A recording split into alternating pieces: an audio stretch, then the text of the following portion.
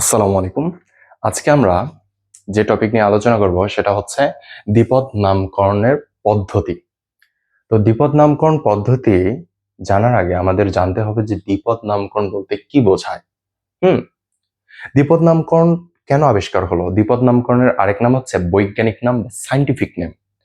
তো প্রতিটা জীবকে আমি যদি বলি যে এটা হচ্ছে একটা গরু বা এটা হচ্ছে একটা মহিষ, তো এটা আজ আমি বাংলায় বললাম। এটা কি অন্য দেশে বা ধরো আফ্রিকার কোনো একটা দেশে যদি আমি গিয়ে বলি যে এই প্রাণীটা হচ্ছে একটা গরু, তো সে কি বুঝবে? অবশ্যই বুঝবে না।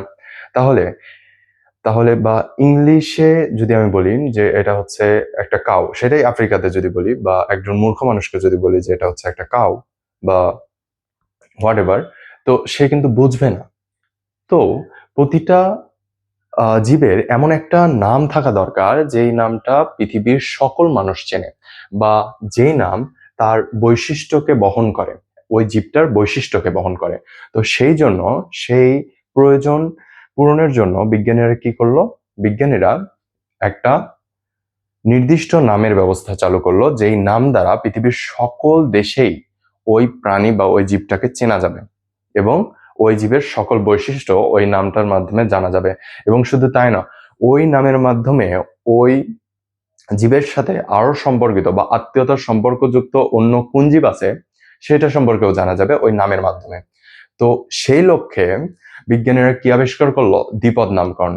এই যে নাম, বৈজ্ঞানিক নাম, এটার নাম দ্বিপদ কেন হলো? ত্রিপদও হতে পারতো বা চতুর্পদও হতে পারতো। তো আমাদের জানা লাগবে যে দ্বিপদ নাম বলতে কি বোঝায় বা দ্বিপদ নামকরণ পদ্ধতি বলতে কি বোঝায়। তো যদি আমি বলি, এটা একটা যদি সংজ্ঞা হয় যে কোনো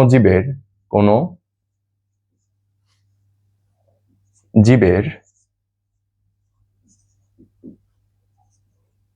গণের নাম এবং প্রজাতির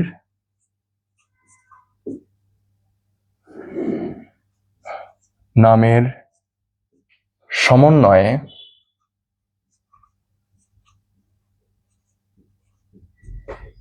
গঠিত নামকরণ পদ্ধতিকে দ্বিপদ নামকরণ বলে।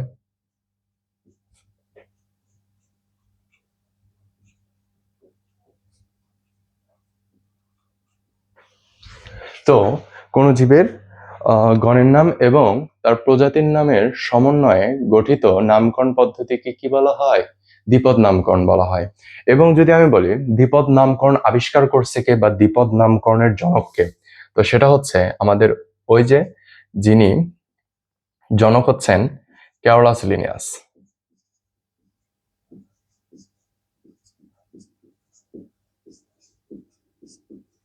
ক্যারোলাস লিনিয়াস আর কিসের জনক?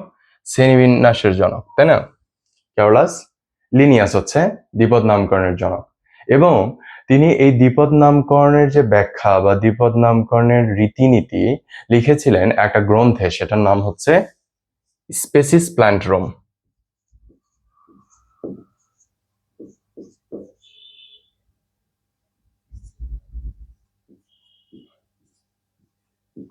তিনি তার এই গ্রন্থে দ্বিপদ নামকরণের যে সকল নিয়ম কানুন আছে সেগুলো লিখেছিলেন। এখন যদি আমি বলি যে উদ্ভিদের ক্ষেত্রে উদ্ভিদের নাম আলাদা, প্রাণীর নাম আলাদা, তাহলে উদ্ভিদের নাম যেখানে লিপিবদ্ধ থাকে সেটা জায়গার সংস্থা আলাদা হবে, এবং যেখানে প্রাণীর নাম লিপিবদ্ধ থাকে সেটার সংস্থাটাও কি হবে?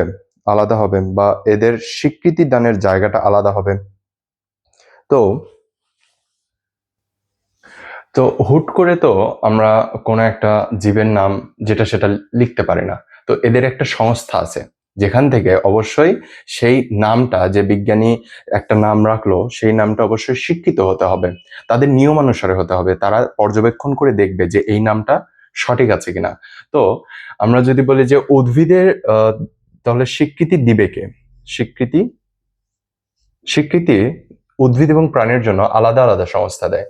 তো উদ্ভিদের জন্য দেয় ICBN, বা এটার যদি আমি ফুল মিনিং লিখি, ইন্টারন্যাশনাল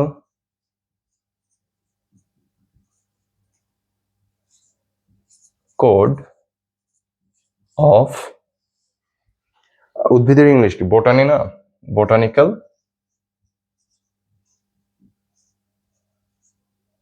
নোমেনক্লেচার।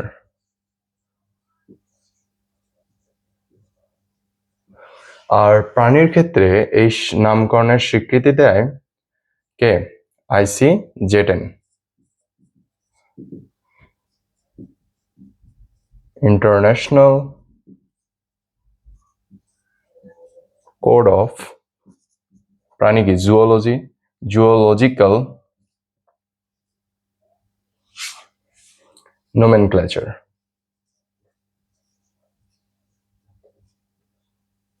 নোমেনক্লেচার।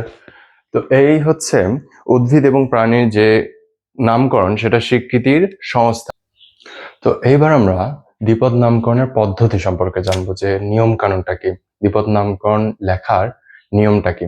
যদি আমি 1 নম্বর নিয়ম বলি, যে দ্বিপদ নাম এটা কোন ভাষায় হবে। আমি আগে বলেছি যে আগে যখন এগুলো শুরু হয়েছিল তখন ল্যাটিন এবং কারা ছিল, গ্রিক, এই দুইটা ভাষা খুবই প্রচলিত ছিল। এবং তারা কি করলো, তারা এই সকল ভাষাতেই, যারা বিজ্ঞানী ছিল তারা এই সকল ভাষাতেই এই জীবগুলোর নামকরণ শুরু করলো। তো প্রথমেই তো এরা কি করলো, ল্যাটিন ভাষায় নামকরণ করার প্রথা শুরু করলো। তো দ্বিপদ নামকরণ বা বৈজ্ঞানিক নামকরণ অবশ্যই কিসে হতে হবে, ল্যাটিন ভাষা বা ল্যাটিন ভাষার মতো করে এই নামটা উপস্থাপন করতে হবে। আমি বলবো যে নামকরণ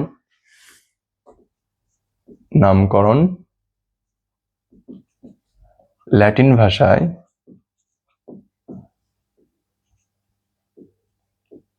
যদি ল্যাটিন ভাষায় নাও হয় তাও ল্যাটিন ভাষার মতো করে, বা ল্যাটিন ভাষার মতো করে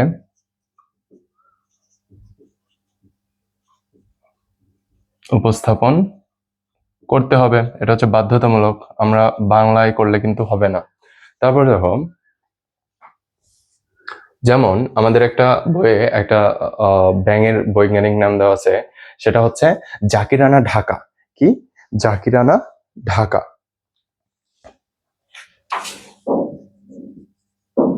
জাকিরানা ঢাকা। দেখো, জাকির যে আমাদের ঢাকা বিশ্ববিদ্যালয়ের অধ্যাপক ছিলেন, তিনি কিন্তু, তার নামটা কিন্তু কোনো ল্যাটিন ভাষা না। তাও কেন জাকিরানা দেওয়া গেল?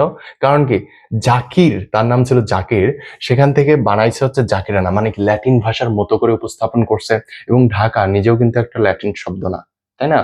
তাহলে এটা কি ল্যাটিন ভাষার মতো করে উপস্থাপন করা বলা হয়। তো যদি তোমার ল্যাটিন ভাষা নাও হয় তাও কিন্তু কি ল্যাটিন ভাষার মতো করে উপস্থাপন করতে হবে। এবং একটা বৈজ্ঞানিক নাম আর একটা বৈজ্ঞানিক নামের সাথে কোনোরূপ মিল থাকা যাবে না। হ্যাঁ, যে আম, গরু এবং ছাগল দুইটার বৈজ্ঞানিক নাম কখনো এক হতে পারে না। যেমন আমরা জানি গরুর বৈজ্ঞানিক নাম কি, বস ইন্ডিকা, এবং ছাগলের বৈজ্ঞানিক নাম কি, ক্যাপ্রাহিরকুস। তাহলে আমরা বলতে পারি কি, বৈজ্ঞানিক নাম বা যেটা বলে দ্বিপদ নাম, এটা হচ্ছে সম্পূর্ণ প্রতিটি জীবের বৈজ্ঞানিক নাম অনন্য বা ইউনিক হতে হয়। তাহলে বলবো যে প্রতিটি জীবের বা জীব জগতের প্রতিটি জীবের বৈজ্ঞানিক নাম, আমরা কি জানি বৈজ্ঞানিক নাম আর দ্বিপদ নাম একই। বৈজ্ঞানিক নাম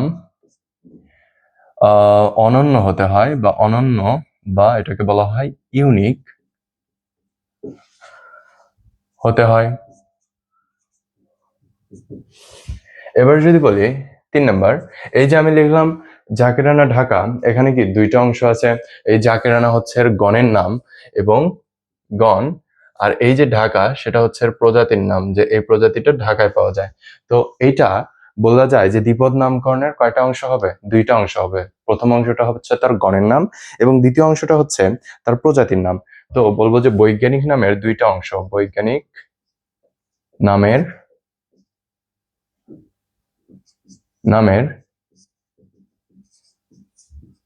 দুটি অংশ থাকবে। প্রথম অংশটি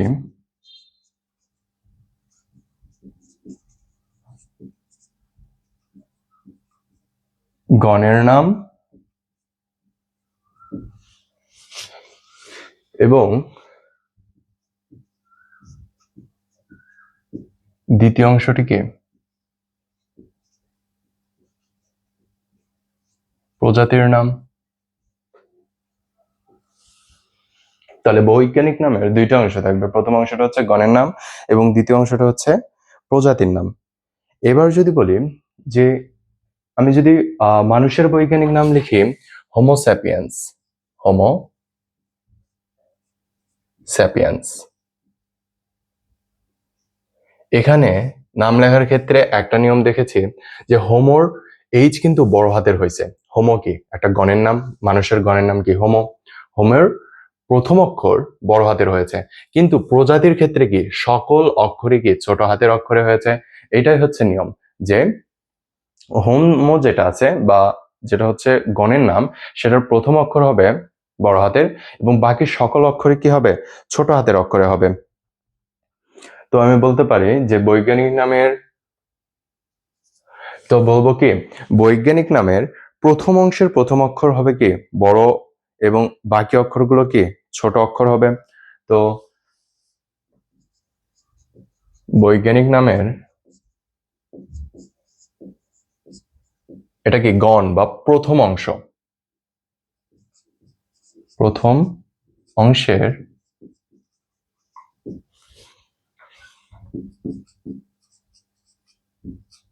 প্রথম অক্ষর কেমন হবে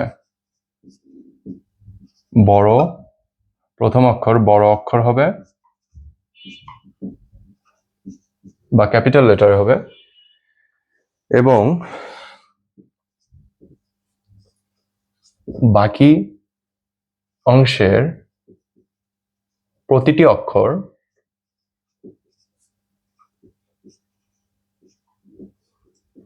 ছোট অক্ষর হবে। ঠিক আছে, এবার আমরা অনেক কিছুই বুঝলাম যে কিভাবে হাতে কিভাবে কি করতে হয়, লেখার নিয়ম হয়, তাই না? এবার এই বাকি অংশ দিয়ে কি বোঝায়, প্রথম অক্ষর বড় অক্ষর হবে, নামের প্রথম অংশের প্রথম অক্ষর বড় অক্ষর হবে এবং বাকি অংশের প্রতিটি অক্ষর ছোট অক্ষর হবে। এছাড়া এটা প্রথম অংশ বললাম, এবং দ্বিতীয় অংশের সকল অক্ষর কি হবে ছোট অক্ষর হবে। ঠিক আছে, এবার যদি আমি এবার অনেক কিছুই করলাম, এবার আমি এই নামটা ছাপাবো বা মুদ্রণ করব, তখন কিভাবে করতে হবে, তখন ইটালিক ফ্রন্টে করতে হবে। কি ফ্রন্টে? ইটালিক ফ্রন্টে বা ইটালিক অক্ষরে লিখতে হবে। তাহলে বৈজ্ঞানিক নাম মুদ্রণের সময়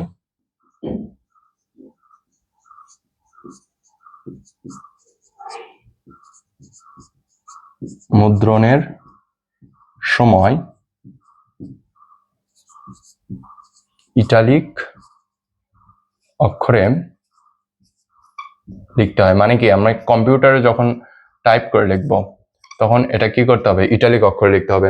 আমরা যদি আমাদের বইয়ে দেখি প্রতিটা বৈজ্ঞানিক নাম কি বাঁকানো, হ্যাঁ, প্রতিটা বৈজ্ঞানিক নামের অক্ষরগুলো এরকম বাঁকানো, এটাকে বলা হয় ইটালিক ফ্রন্ট বা ইটালিক অক্ষর।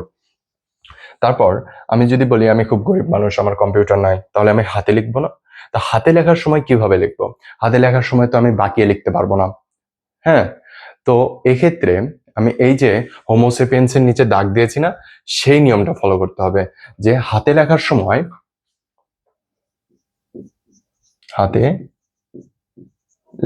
সময় গণ এবং প্রজাতি দুই নামের নিচেই কি করতে হবে আলাদা আলাদা দাগ দিতে হবে। গণ ও প্রজাতির নামের নিচে কি করতে হবে আলাদা আলাদা দাগ দিতে হবে।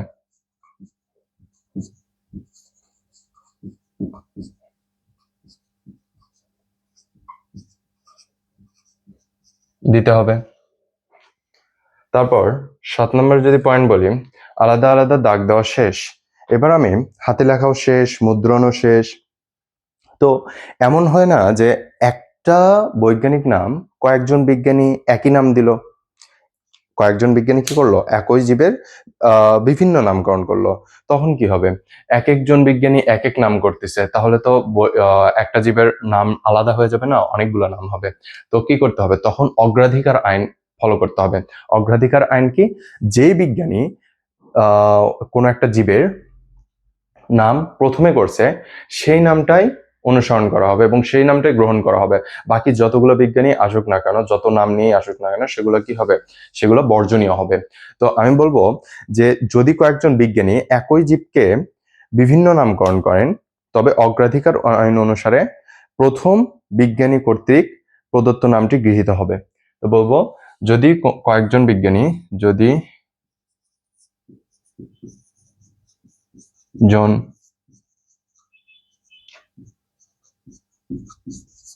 যদি কয়েকজন বিজ্ঞানী একই জীবকে বিভিন্ন নামকরণ করেন,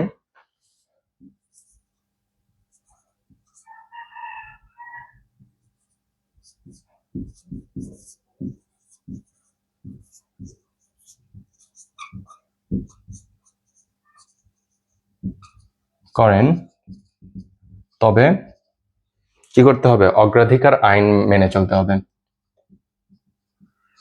অগ্রাধিকার আইন অনুযায়ী প্রথম বিজ্ঞানী কর্তৃক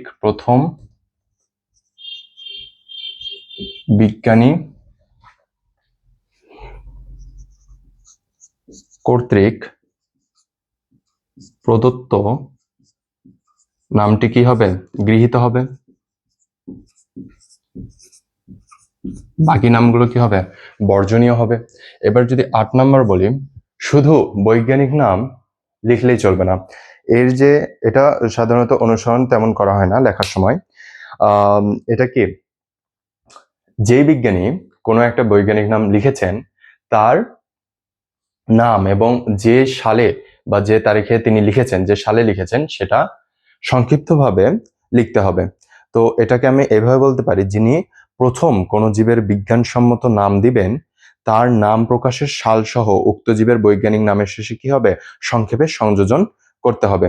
তাহলে বলবো যে যিনি প্রথম কোনো বিজ্ঞানীর যিনি প্রথম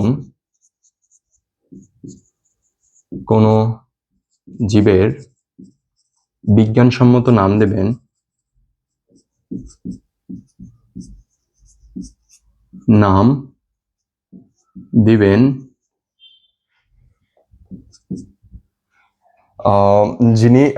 যিনি প্রথম কোনো জীবের বিজ্ঞানসম্মত নাম দিবেন, তার কি হবে, তার নাম প্রকাশের সাল সহ উক্ত জীবের বৈজ্ঞানিক নামের শেষে সংযোজন করতে হবে।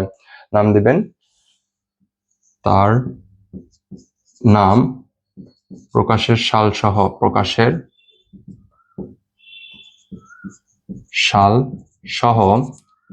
উক্ত নামের শেষে কিভাবে, বিস্তারিতভাবে না সংক্ষেপে, সংক্ষেপে কি করতে হবে, সংযোজন করতে হবে।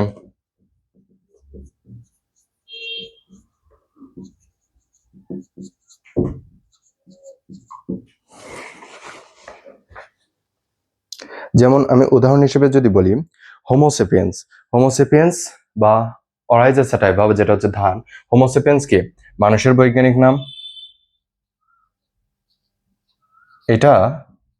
এই নামটা দিয়েছিলেন হচ্ছে ক্যারোলাস লিনিয়াস, নিজেই দিয়েছিলেন।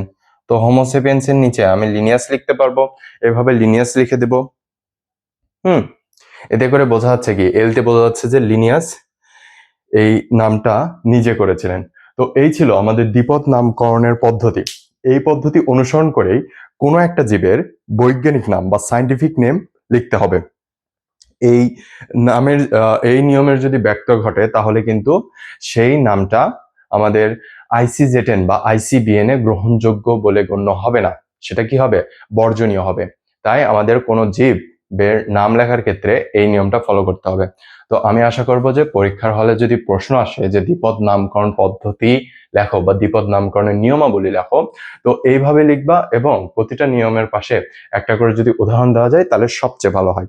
এবং শেষ পরের শেষ টপিক যে আমাদের দ্বিপদ নামকরণ লেখার পরে লাস্টে কয়েকটা জীবের বৈজ্ঞানিক নাম দেওয়া আছে, সেটা আমরা গুগল দেখে বা যেভাবেই হোক আমাদের মনে রাখার্থে মুখস্থ করে ফেলবো। এটা আমাদের জন্য খুবই ইম্পর্টেন্ট। এবং কিভাবে উচ্চারণ করলে আমাদের বানানটা সঠিক হবে সেইভাবে উচ্চারণ করার চেষ্টা করব। ধন্যবাদ। আসসালামু আলাইকুম।